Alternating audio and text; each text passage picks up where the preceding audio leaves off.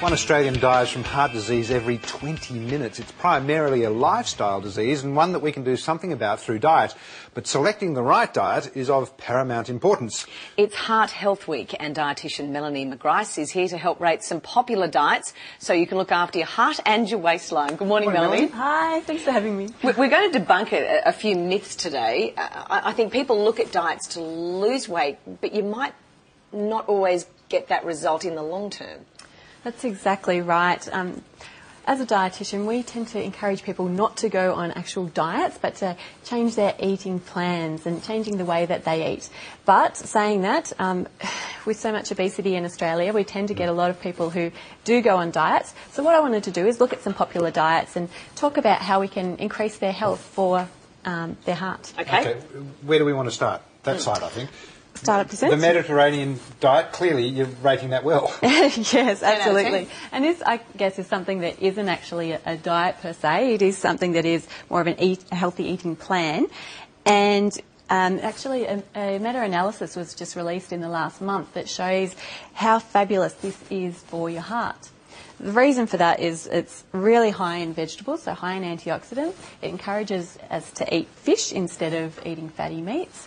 There is still some meat in it, though, isn't there? Yeah. So it's still okay to eat some meat. It's like more fish than That's meat. right, exactly. Why?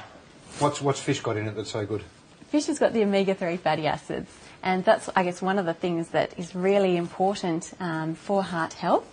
And that's one of the things that we'll see with these other diets, that so many diets are lacking these days. We're finding that 1 in 2 Australians aren't getting enough omega-3 in their diet, and particularly the DHA, which is a type of omega-3 fatty acid. Found in what?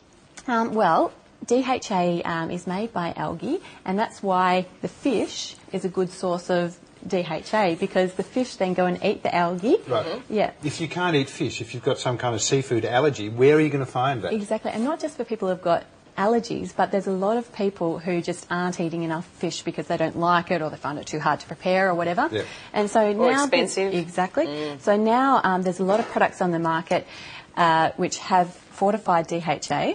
And we've got some over here. So you've got the Life's DHA symbol is the symbol to look out for.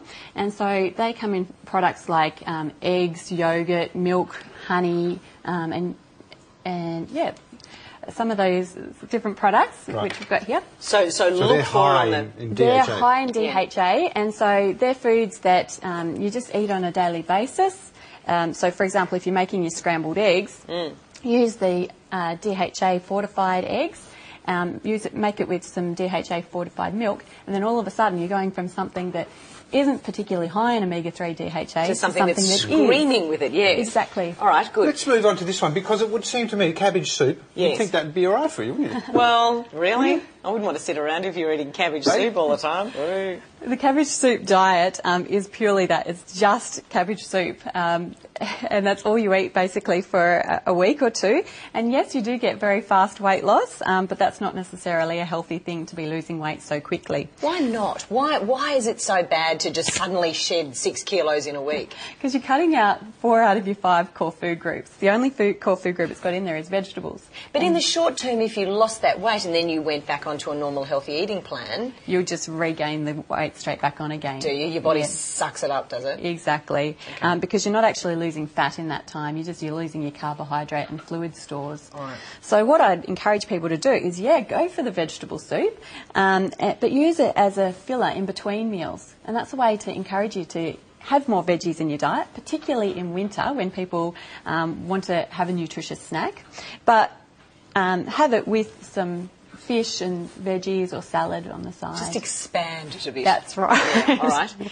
The next one that I've heard a lot about is this blood type diet. I've never heard of this one. Yeah, I've heard about this one. And basically they look at your particular blood type and tell you what you can't eat. That's right. Any medical basis to that? Well, there's a lot of controversy about it, and as an accredited practicing dietitian, it's not really something that I would be recommending. I think one of the main reasons people lose weight on this diet is because it's very restrictive. It tells you which foods you're allowed to eat for your particular blood type. So we've taken one of the recipes which was suitable for people with blood types of A, AB and O, and just converted it by using a a DHA fortified yogurt in the satay sauce, and also the DHA fortified honey in the satay sauce, and using a olive oil instead of the regular oil, putting some nuts in there, choosing a walled off salad and putting a side salad with it. So you've beefed it up, you've made that a lot better. That's right, by adding in some more DHA and reducing the amount of salt in it as well. All right, and the Atkins rating, the Atkins diet here. Now, I'd look at plate food like that, and I think that'd be all right. Particularly you've got your scrambled eggs here. If you're using this kind of input. That's right. So, but you don't rate it. Well, with the Atkins diet, and so this is. With these ratings, this is the rating of what the diet's usually like, and these are the changes that we've made to them. So to make them better, to make them more of a 10 out of 10, I guess. Okay. And so with the Atkins diet, it's traditionally a very low carbohydrate diet. So the positives about it is that it's high in vegetables, so high in antioxidants, but like I said, low in carbohydrates. So what we've done here, and it's often very high in saturated fats, so high in a lot of meat and cheese and fried eggs and fried bacon is what you tend to be thinking of when you think of the Atkins diet. I know, well, that kind of appeals to me. I like my bacon. So that's where we used a scrambled eggs with your DHA fortified eggs and milk.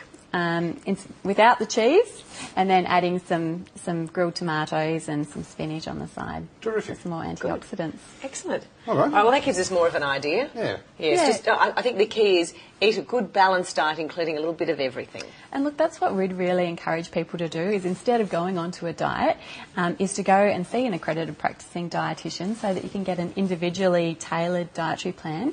And APDs also look at people's health problems. So if somebody has high risk of heart disease or Alzheimer's disease or whatever their nutrition requirements are, then they can help tailor make an eating plan for you. Brilliant. Good to talk to you. Thank you so much. Thanks,